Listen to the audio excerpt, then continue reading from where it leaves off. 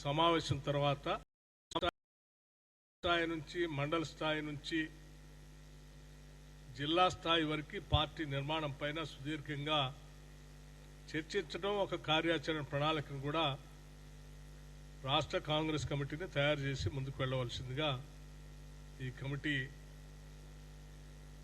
నిర్ణయం చేయటం జరిగింది. అట్లాగే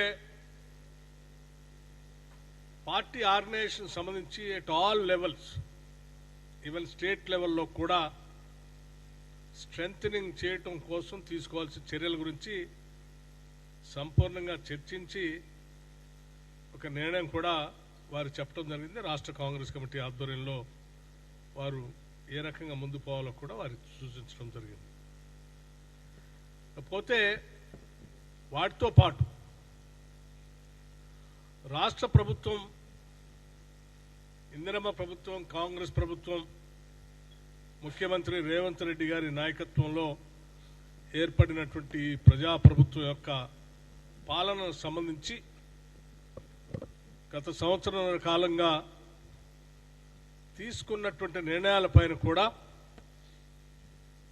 లోతుగా చర్చించి ఆ తీసుకున్న నిర్ణయాలన్నిటిపైన కూడా పొలిటికల్ అఫైర్స్ కమిటీ హర్షం వ్యక్తం చేయటమే కాకుండా it is a golden period అని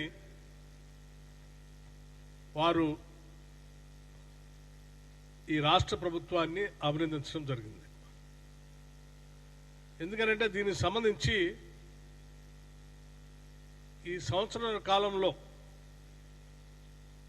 నిన్నటికి నిన్న మనం 16వ తారీఖు నాడు మొదలుపెట్టినటువంటి రైతు భరోసా ఈరోజు 9 రోజులతో రోజుకు 1000 కోట్ల లెక్క 9,000 కోట్ల రూపాయల్ని 1,49,39,111 ఎకరాలకి వ్యవసాయ యోగ్యమైనటువంటి భూములన్నిటికీ కూడా రైతు భరోసా వేసే కార్యక్రమాన్ని ఇంతవరకు రాష్ట్ర చరిత్రలో ఎప్పుడు కూడా ఇంత తక్కువ సమయంలో వేసినటువంటి దాఖలాలు లేవు. దీన్ని సంపూర్ణంగా అభినందించింది. అలాగే రుణమాఫీకి సంబంధించి కూడా కేవలం 3 నెలల్లో ప్రభుత్వం రాగానే 20,000 కోట్ల రూపాయలు రుణమాఫీ చేసిన దానికి కూడా అభినందించింది. మరీ ముఖ్యంగా సన్న బియ్యం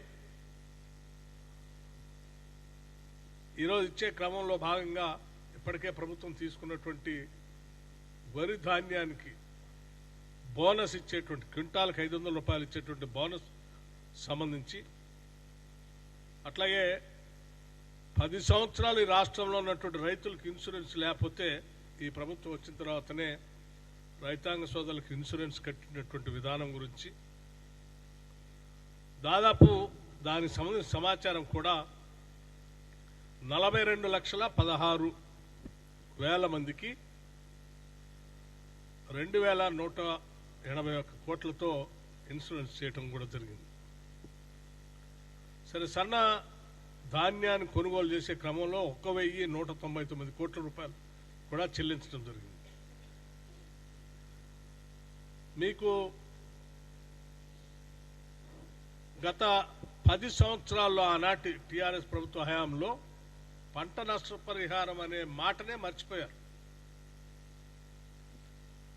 అటువంటి దాన్ని ప్రకృతి వైపరీత్యాల ద్వారా ఎప్పుడైనా రైతులు నష్టపోతే ఆనాటి కాంగ్రెస్ పార్టీ నాయకత్వంలో చాలా సందర్భాల్లో అజిటేషన్ చేస్తే కూడా పట్టించుకోలేదు.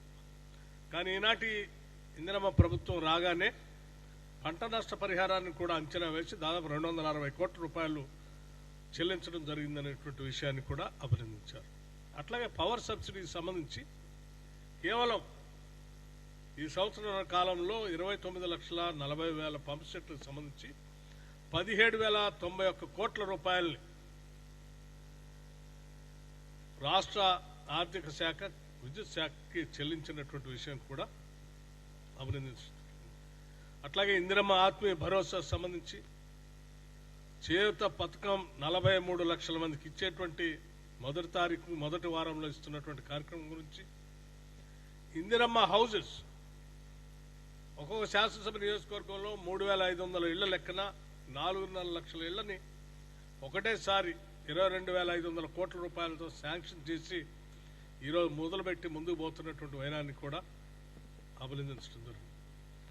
అట్లాగే మహాలక్ష్మి ఆర్టీసీ సంబంధించి ఈ రాష్ట్రంలో మహిళలందరూ దాదాపు 188 కోట్ల సార్లు ఇప్పటికీ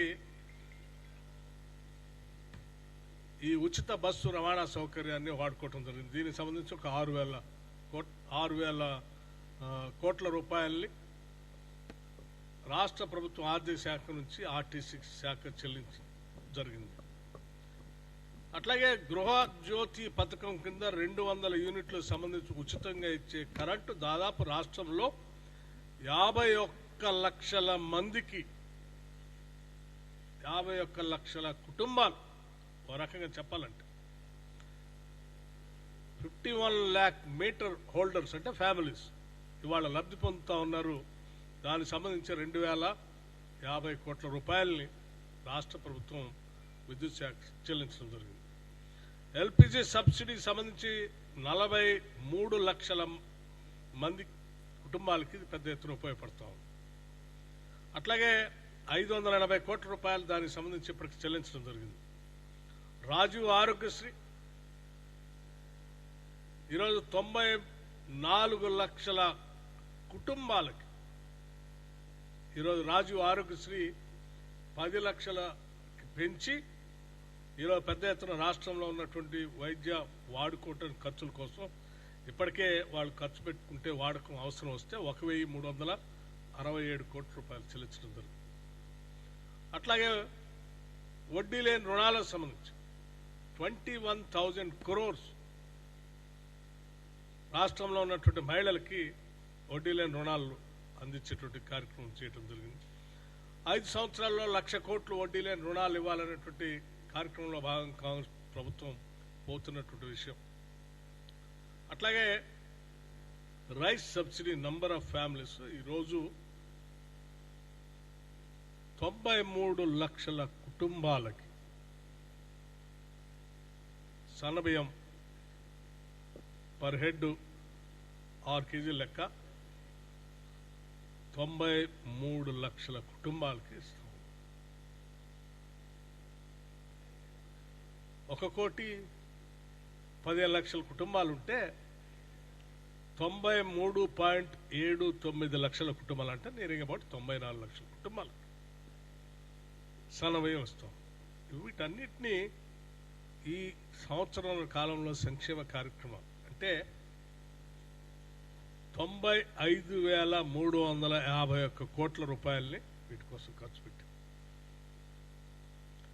95,351 crores ఓన్లీ వెల్ఫేర్ కోసం ఇందిరమ్మ ప్రభుత్వం వచ్చిన తర్వాత ప్రజల కోసం ఖర్చు పెట్టింది. అదర్ దెన్ ఇవి కాకుండా ఆర్థిక వ్యవస్థను ఘాట్లో పెట్టి మొదటి తారీఖున జీతాలు ఇచ్చే కార్యక్రమం, 40% డైట్ ఛార్జెస్ పెంచింది, 200% కాస్మెటిక్ ఛార్జెస్ పెంచింది. ఇవి కాకుండా ఇందిరా సౌర గిరి జల వికాసం 12,500 కోట్లతో మొదలుపెట్టిన పథకం, రాజీవ్ యువ వికాసం 8,000 కోట్లతో మొదలుపెట్టిన పథకం, ఇవన్నిటినీ అట్లాగే వాటితో పాటు అతి ముఖ్యమైనటువంటి కాస్ట్ సర్వే సిపెక్ socio economic educational political caste survey ఈ రాష్ట్రంలో రాహుల్ గాంధీ గారు చెప్పినటువంటి ఆలోచన మేరకు కాంగ్రెస్ ప్రభుత్వం రాగానే చేసి ఈరోజు దేశవ్యాప్తంగా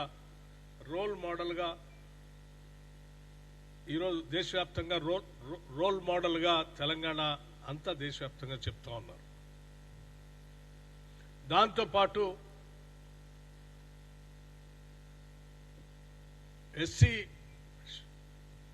కేటగరైజేషన్ గురించి దశాబ్దాలుగా పెండింగ్లో ఉన్న దాన్ని కూడా కాంగ్రెస్ ప్రభుత్వం దాన్ని లాజికల్ కంక్లూజన్ తీసుకొచ్చి కేటగరైజేషన్ చేసిన విధానం, నిరుద్యోగ యువతి యువకుల గురించి ఆలోచన చేసి పబ్లిక్ సర్వీస్ కమిషన్ ప్రక్షాళన చేసి ఇప్పటికే 56,000 మందికి ఉద్యోగాలు ఇచ్చిన విధానం, ఇంకో 30,000 మంది పైపులో ఉన్న విధానం, వీటన్నిటినీ పరిశీలన చేసిన తర్వాత ఈరోజు పొలిటికల్ అఫైర్స్ కమిటీ పెద్ద ఎత్తున రాష్ట్ర ప్రభుత్వం చేస్తున్నటువంటి ఈ సంక్షేమ కార్యక్రమాలన్నింటినీ కూడా అభినందించడమే కాకుండా ఈ రాష్ట్రంలో ప్రజలకి ఇది గోల్డెన్ పీరియడ్ అని చెప్పి వారు అభినందించడం జరిగింది. అభినందిస్తూ ఈ ప్రభుత్వం, కాంగ్రెస్ ప్రభుత్వం చేస్తున్నటువంటి ఈ కార్యకలాపాలన్నింటినీ కూడా కింది స్థాయి వరకు ఇంటింటికి తీసుకెళ్లేటువంటి ఒక కార్యక్రమాన్ని, సమాచారాన్ని కూడా అందించేటువంటి వ్యవస్థను కూడా తీసుకొని ముందుకు పోవాలని చెప్పి ఈ పొలిటికల్ అఫైర్స్ కమిటీ నిర్ణయం చేయడం జరిగింది. అట్లాగే విద్యార్థులు చదువుకోవటానికి దేశంలో ఎక్కడా లేనటువంటి విధంగా మన రాష్ట్రంలో ఒక రోల్ మోడల్గా ప్రపంచ దేశాలతో పోటీ పడేటట్టుగా young India integrated residential schools 100 స్కూల్స్ని శాంక్షన్ చేసి ముందుకు పోతాం. నిరుద్యోగ యువకులందరూ కూడా స్కిల్స్ బాగా ఉంటే ఉద్యోగ అవకాశాలు ఈ పోటీ ప్రపంచంలో బాగా దొరుకుతాయనేటువంటి ఆలోచనతో ఒక స్కిల్ యూనివర్సిటీని కూడా హైదరాబాద్లో పెట్టడం, గతంలో ఉన్నటువంటి ఐటీఐ సెంటర్లన్నింటినీ కూడా మారుతున్నటువంటి ఈ మోడర్నైజేషన్ పరిస్థితిని దృష్టిలో పెట్టుకొని, ఇండస్ట్రియలైజేషన్లో వచ్చినటువంటి కంప్యూటరైజేషన్ కూడా దృష్టిలో పెట్టుకొని అడ్వాన్స్డ్ టెక్నాలజీ సెంటర్స్గా మార్చి,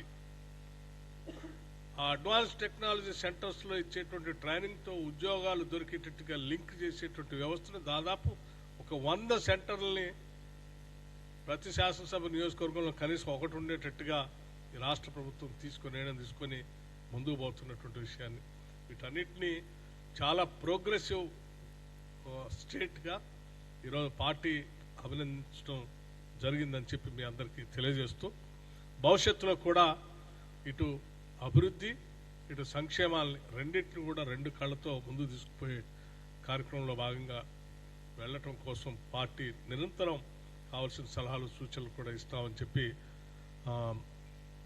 పొలిటికల్ అఫైర్స్ కమిటీ చెప్పడం జరిగిందని ఈ సందర్భంగా మనం చేస్తాం. Thank you.